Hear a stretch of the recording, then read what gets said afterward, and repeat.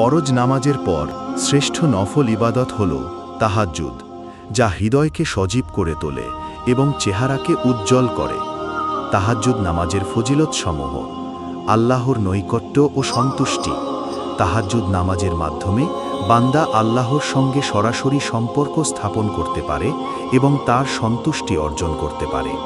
পাপ মোচন: এই নামাজ বান্দার গোনাহ বা পাপ মুছে দিতে সাহায্য করে। আত্মিক প্রশান্তি: এটি মনের সকল উদ্বেগ ও দুশ্চিন্তা দূর করে এবং অন্তরে শান্তি আনে দেয়। শয়তানের প্রভাব থেকে মুক্তি: তাহাজ্জুদ নামাজ শয়তানের কুমন্ত্রণা থেকে ব্যক্তিকে রক্ষা করে। দোয়া কবুল হওয়া: রাতের শেষ প্রহরে আল্লাহ বান্দাদের আহ্বান জানান, তাই এই সময় করা দোয়া কবুল হওয়ার সম্ভাবনা বেশি।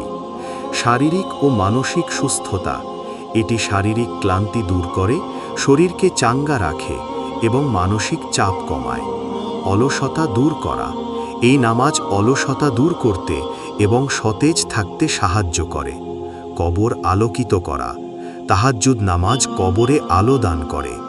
উজ্জ্বল চেহারা: এটি চেহারাকে উজ্জ্বল ও সতেজ করে তোলে।